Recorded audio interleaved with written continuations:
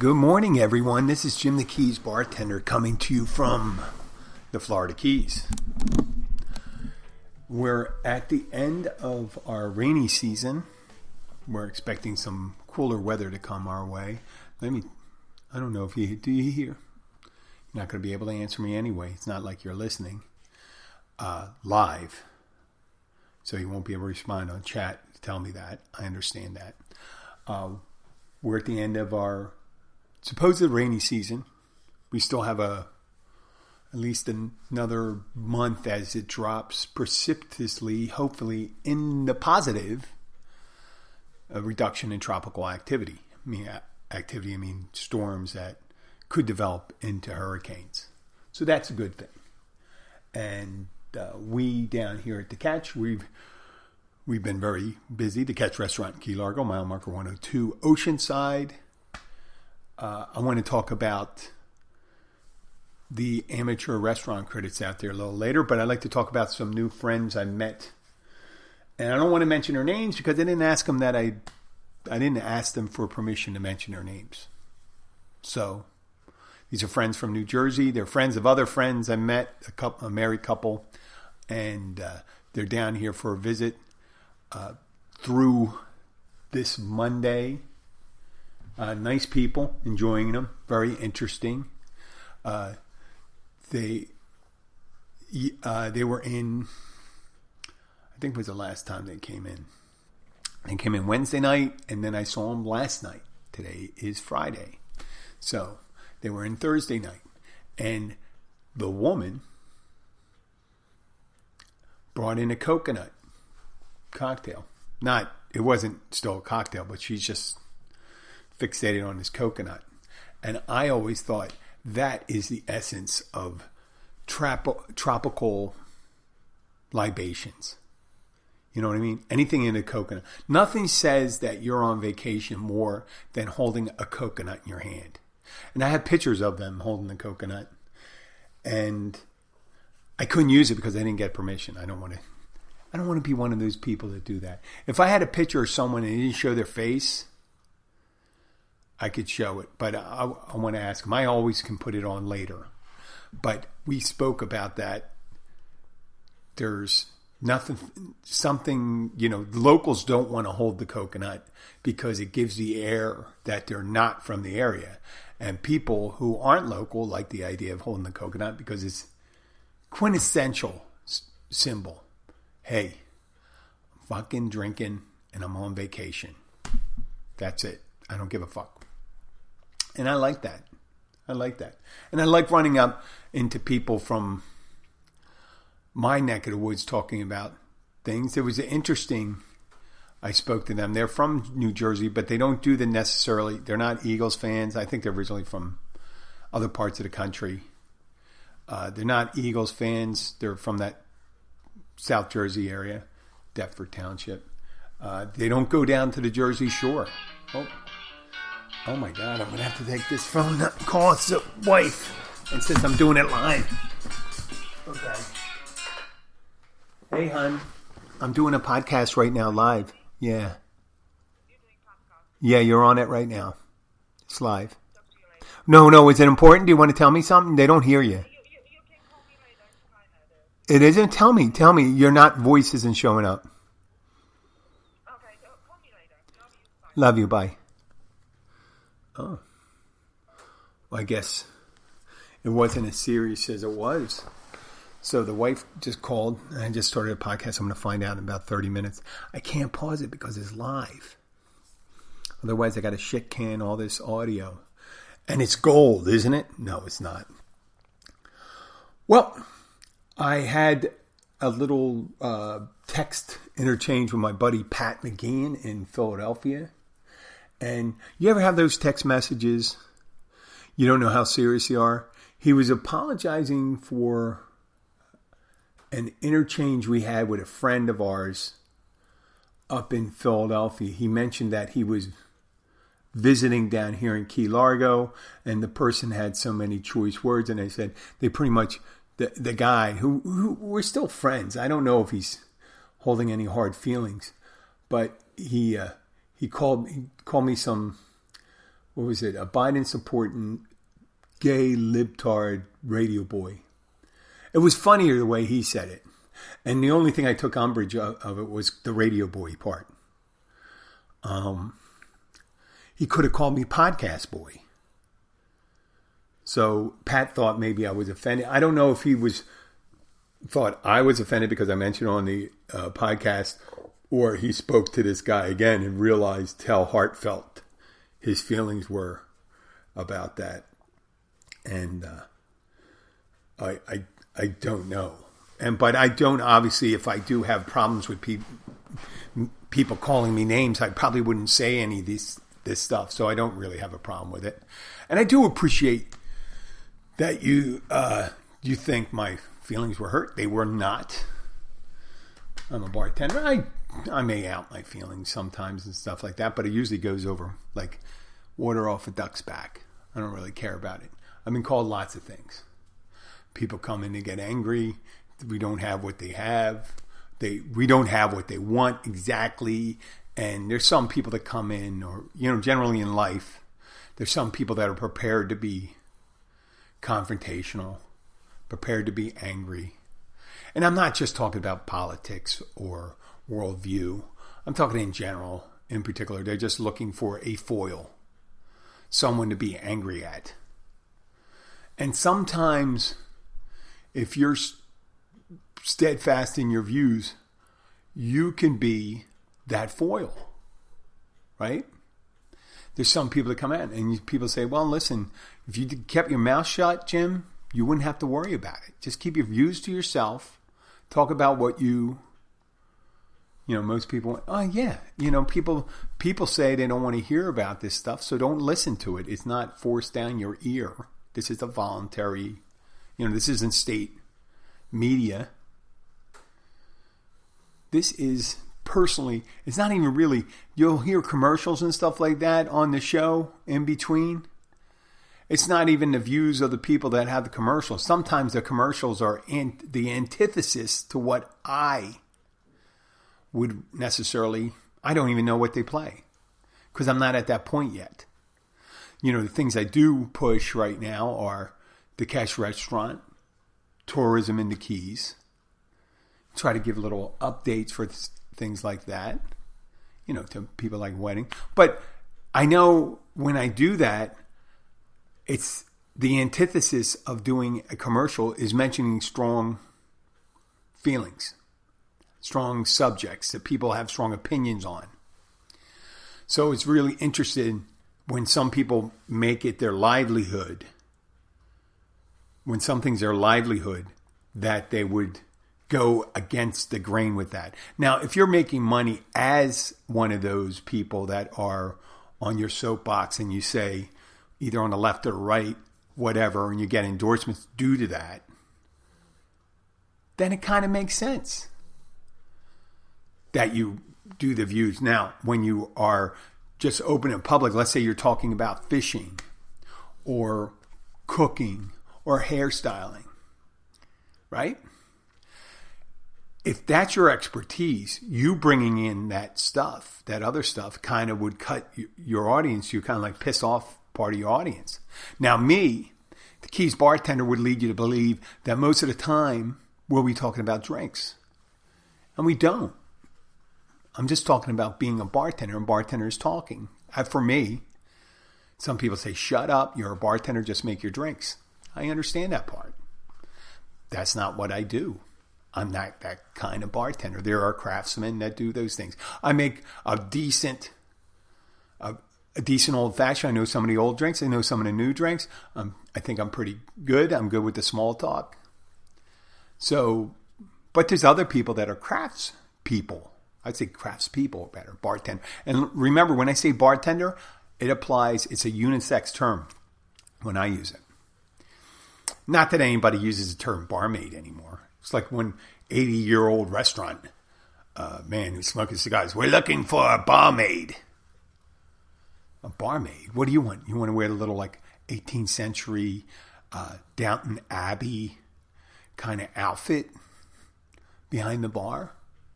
I mean, why was there ever a barmaid and bartender? I didn't know it. I guess that was at a time when all bartenders were men.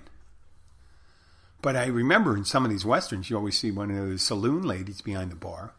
Yeah, she could have been a saloon girl, which is kind of / prostitute, or drink girl, meaning, you have them buy you drinks back and forth. But, I'm sure there were some that just served, poured the drinks. There was more of a shot and a beer thing, right? You see, go to the old West stores. I know, I'm digressing again. I was talking about people with strong opinions and things like that. When I get back, let me guide myself back in to it. So I have my certain opinions and I do spout them because it's part of me. It's a big part of the Keys Bartender. I don't get as angry as much anymore because I don't internalize it. I just let it go.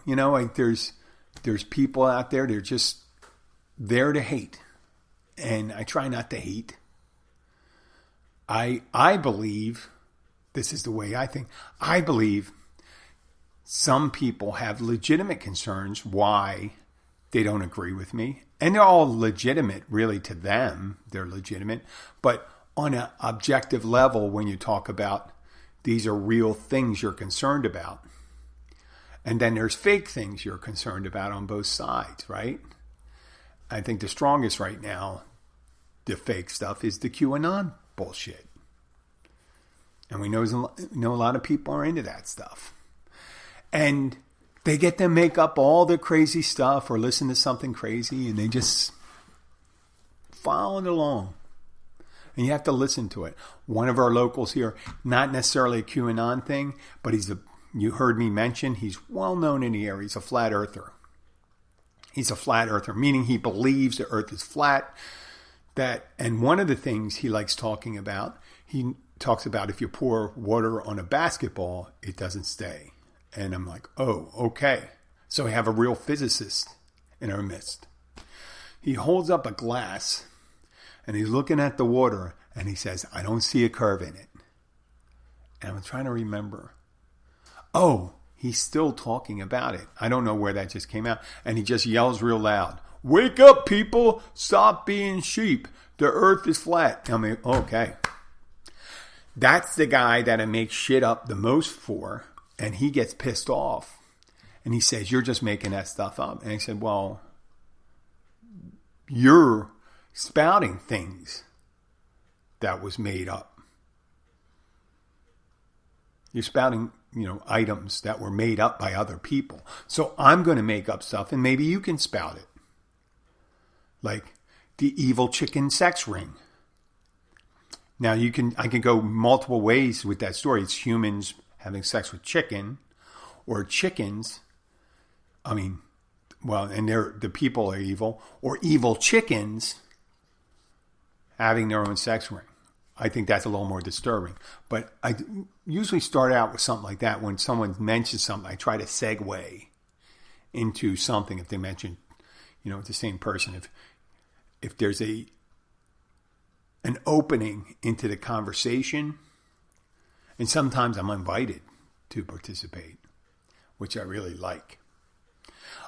This guy's also a big NASCAR fan, but only of Fords. So Chevys, Toyotas, fuck you. He doesn't like that. And he believes that the checkered flag has something to do with the Freemasons, who are the Illuminati, who kind of have a secret, invisible government that runs the world. Right? And luckily he has all the correct information. I don't know necessarily where he gets it. He's regularly in Facebook jail. I have to have him on the show so I can talk to him. I'm just trying to get into a good give and take with him so I can talk. I just asked him yesterday if we did do a show that if I was able to live stream it, I would like to have a picture of a globe and probably like the physician's desk manual, the DSM for all the psychological disorders, sitting right in front of us, the globe and that, and maybe some Rastafarian stuff because he's a Rastafarian, but not that all Rastafarians are that way. So if I have listeners in Jamaica, I do have some listeners in Jamaica, and I do appreciate that everyone has their own system of beliefs. But it's interesting, when you have to spout, the world is flat kind of thing, and, you have to spout your science, their particular science, to do that. So I'm going to leave that there for now. And because I spout these things and I do those things, I'm open to people calling me names. I understand it's the last calling someone a name is the last vestige of someone with a weak argument.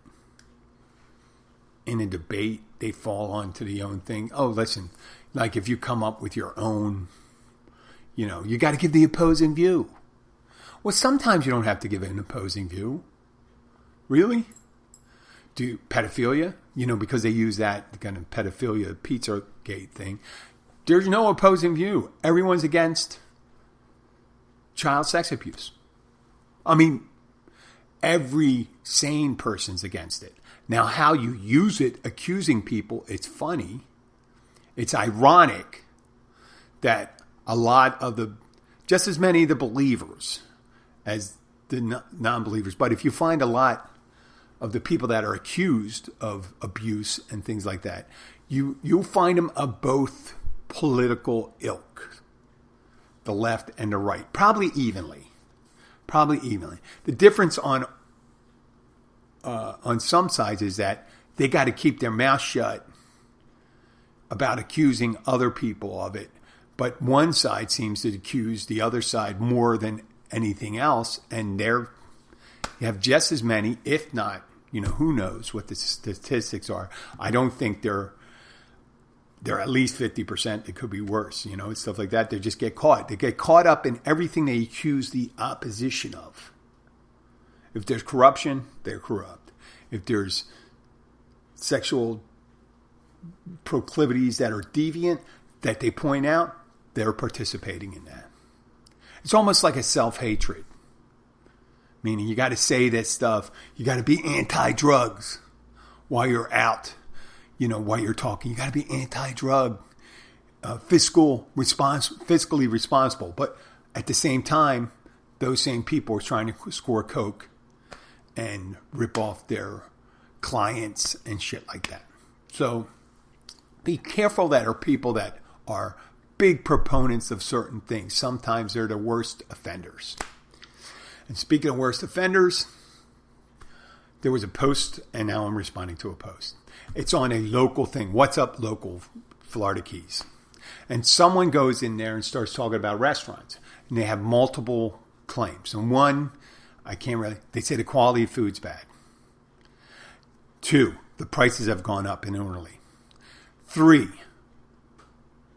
what is 3? Food's bad. The price has gone up.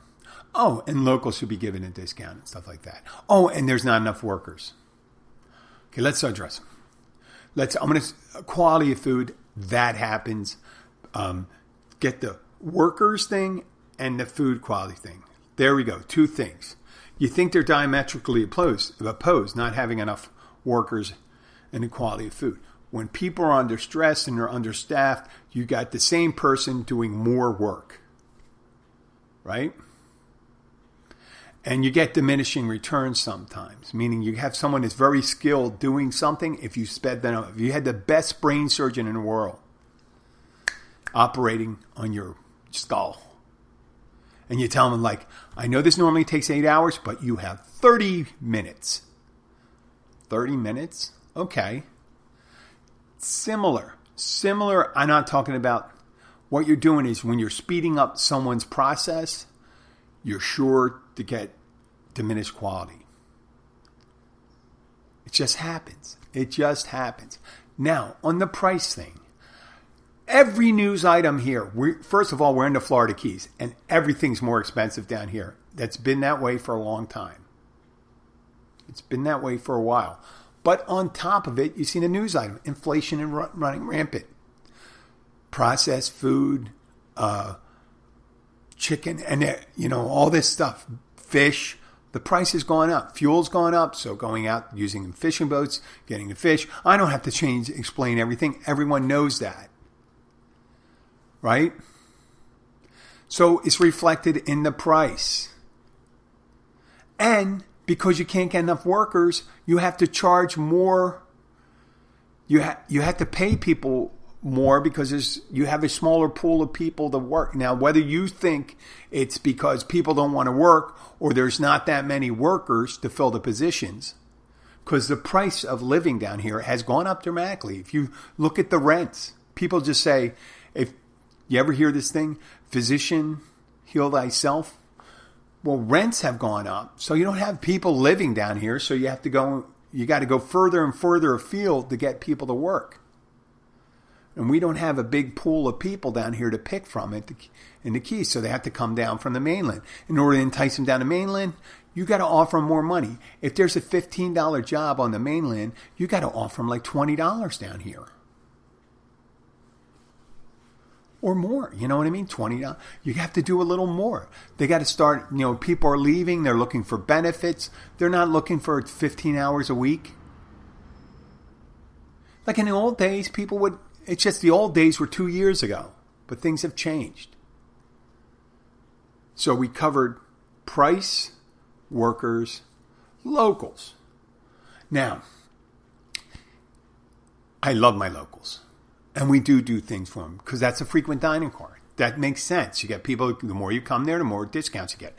Just showing up because you're local, that doesn't really cut it. What does it matter to me if you're local and you dine out twice a year, or you're a vacationer and you dine at my place twice a year? What is the difference? And people say, well, I live here. I can talk to more people. Well, obviously you don't talk to too many people because you only go out 2 times a year. And you talk to people on Facebook that think a lot like you. And you're not an expert on restaurants. You don't know what we're going through. And I couldn't go on the site and mention, I said, listen, everyone's a fucking restaurant. And the things they're saying is when they talk about some of the restaurants, they're talking about the median, the family restaurants versus the higher end restaurants. Higher end restaurants had more wiggle room because, first of all, an item we may have for $10.95 is $17 there. Yeah, it's already priced for that, for profit. Their profit isn't as big as it was before. Now, maybe because it's a good restaurant, a really good restaurant, they're always, and we're a higher end place. Let's say you're a higher end restaurant, you're always used to people trying to make reservations there. So when the reservations stop happening, they got backup. They got people waiting to get in there. It's a sweet spot for high end and family run. Family run, you got to be on your prices. You got to be on your service, but you're not allowed to. You don't have that extra room to bring people in. The higher end restaurants, they got more people, and you get instead of making like $18 an hour at the family restaurant, people can make $40 an hour. Just saying, or more, $50 an hour at the higher end restaurants. It could be more. Just because the average, going out for lunch was. We went. Wife and I went to lunch on Sunday, and I think it may have been Sunday, and it was $100. And remember, I don't drink. The wife had 2 Prosecco's. Lunch we were talking about. Yeah, 2 people. Used to be that's a good dinner 20 something years ago. We'd go out and spend $100. But now that's lunch. Prices go up. You're making more. I understand. People say, what are you complaining about, Jim? You're making more money. Well, yeah, we're working harder too. It's really hard to get people to do things. And we're doing more also. We're doing a lot of the cleaning that we used to pay someone to do. And that's the part of stretching it. Trying to make yourself as profitable as possible. The restaurants don't have a lot of wiggle room for that. The price of the food, just because a piece of chicken may cost the restaurant $5 to put on a plate. The chicken. There's sides. There's the preparation. And there's spoilage and all these things you go through. And being a family restaurant, you have to have a larger menu. The higher end restaurants, they have a more limited menu. So they have less chance of spoilage. You say you have the specials. Oh, we don't have that tonight. Do this and that. People don't come in. They'll have their staples. Like you go to one place, they always have duck. They got to have duck all the time. They never run out of duck. But sometimes they'll run out of hogfish. And another thing I heard is people say you always see a Cisco truck out front. Who the fuck makes all their food from scratch? I mean, you can make your grilled, you can have a place called Grilled Cheese. All you make is grilled cheese sandwiches. Oh yeah, we have white American cheese, we have yellow American cheese, we have Swiss cheese, we have provolone, we have cheese is easy to store and stuff like that. I get it. And you just you can get the cheese through what? You know who you got to get it through? Cisco. Or some cheese purveyor company. If there's a specialty cheese purveyor company that comes down here. I haven't seen one in all my years. So if you're a restaurant, you get deliveries from Cisco all the time. People say, we see a Cisco truck also. What's it matter if it's Cisco or Cheney Brothers or U.S. Foods? They were all big distributors. They're the ones, when you order as a restaurant and you have to get 50 ingredients, you don't want to have to order from 50 companies. You want to order from just a couple to get all the stuff you need. Otherwise, you have accounts going to Wazoo every place. You have 70, 100 bills going out every month. It's a lot of bills already going out. You have your utilities, you have your insurance, you have your labor. That's a bill you have to pay. You have your stock, food, liquor, blah, blah, blah, all that stuff. So that's why food service companies like Cisco and U.S. Foods and stuff like that, they provide the bulk of the items. So you don't have to go to 100 different places. Yes, it makes sense. They want one delivered. You want one time a day. They don't want every moment of the day a shipment coming in. These are small family restaurants. Obviously, if you have a big place, you can have one person dedicated to just receiving shipments. You got a big, one of those big restaurant chains that you see in the malls or near a resort. And there's, you got 20 people on the floor and you got 8 line cooks. 4 or 5 bartenders. It might be more. I'm talking about working at one time. And you say, well, yeah, we can do this. We can do this. We can receive it. That's the way. And no one makes their food from scratch. Not everyone. You can have a small specialty restaurant.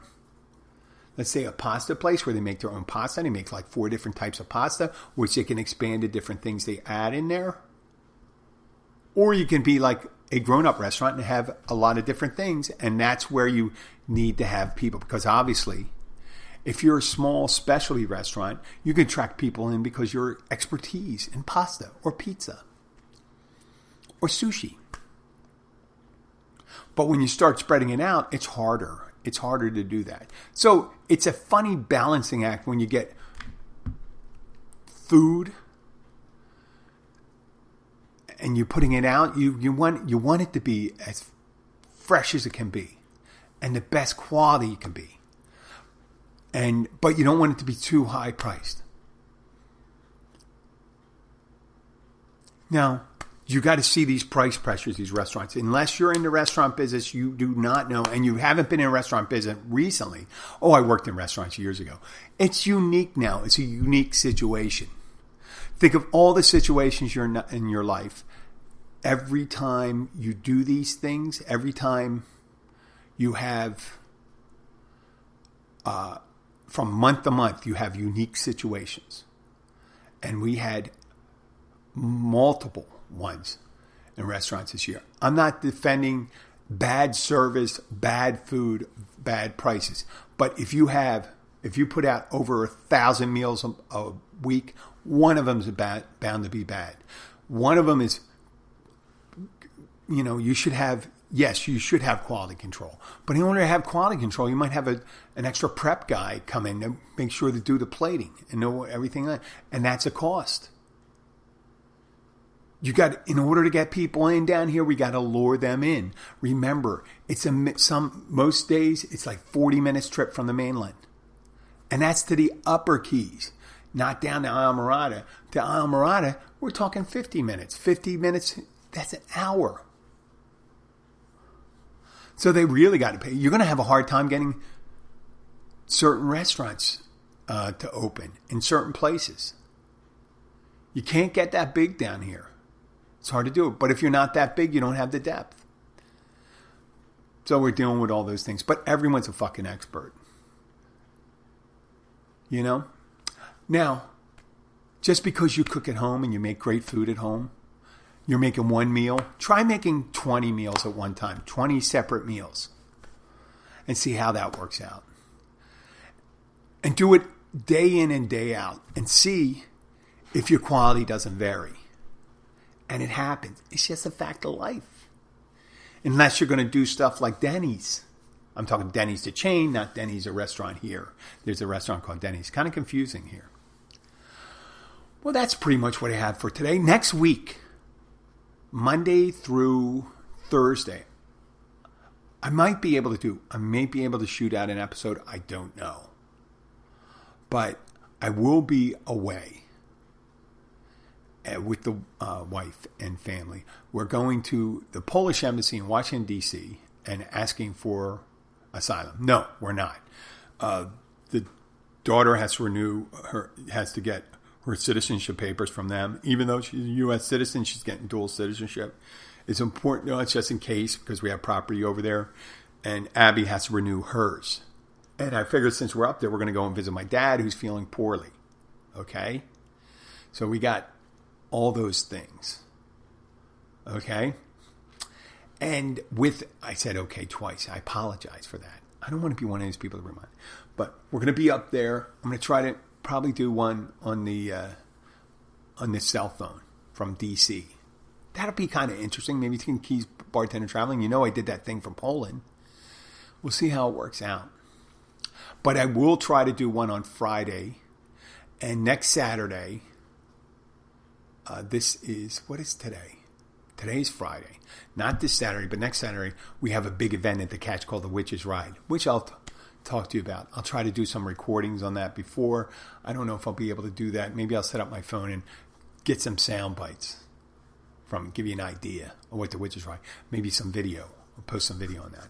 But if you do like the show, I'd like to give a shout out to some of the listeners. We have listeners in New Jersey. I'd like to thank them. Pennsylvania, North Carolina, everyone that's been supporting the show. Thank you very much.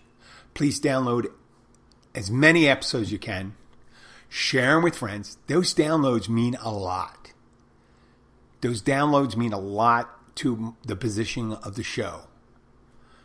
And I appreciate Taiwan, India, Spain, Poland, obviously the United States. Don't have so much Canada anymore. Sorry to hear that. Maybe there's something abrasive that only Canadians can hear. There may be a sound, and my voice may not be this voice they want to hear. Same thing for Australia, Ireland, and the United Kingdom. I don't get a lot there. I guess maybe I don't give out the Keys vibe. There's just such a fucking old bloke. This old bloke from, I'm not going to try to do the accent, from the Florida Keys who keeps bitching about stuff. But we are going to be traveling. I'll try to do a bit there. Please do your best. Try to get, if you like the show, this is what they're looking for. Maybe I should have been privy. This is what they're looking for. They're looking for lots of downloads. The more downloads I get, the higher position I get, the more resources I have. And when I say resources, yeah, I do mean money. But I'm not talking about it. I'm not trying to be the only job I have. I just want to be able to hire maybe a sound editor and do more things with the show, like doing streaming video and things like that. And I don't ask for patronage and stuff like that. I know I did put the Patreon thing on the web page and all that stuff, but that's bullshit and stuff like that. I'm not begging for money. I'm just asking the higher position we have, the more choosy we can be with the commercials. Get some interesting commercials. I like to do a lot of, it'd be great to do some adult entertainment stuff.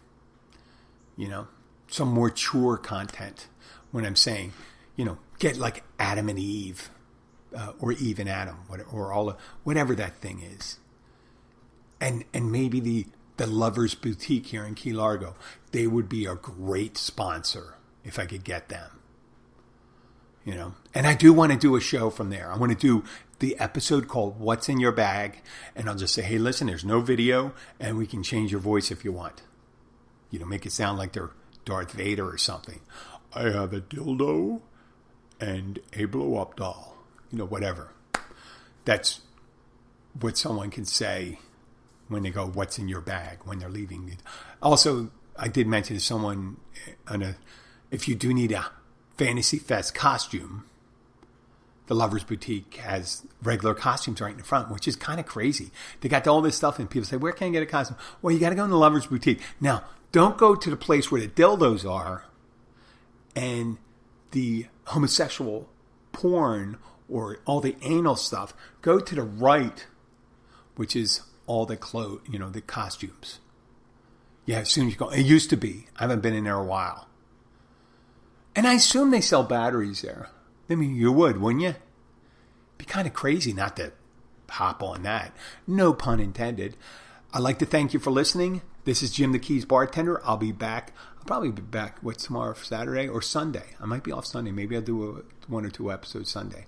Thank you very much. Have a great day and a great weekend. If you don't listen, remember, download as many episodes. Thank you very much. Yeah, from different places. Big, so Taiwan, Poland, Spain.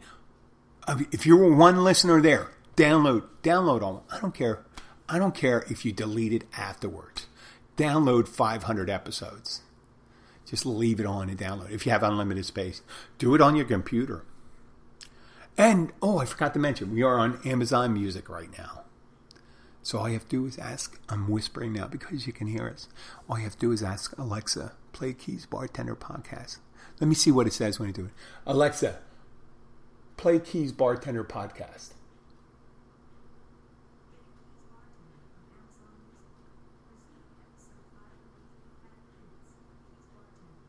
Oh, there we go. Thank you, Alexa. Alexa, stop. Okay. Now I'm going to play the music. Talk to you later. Bye. Alexa, stop.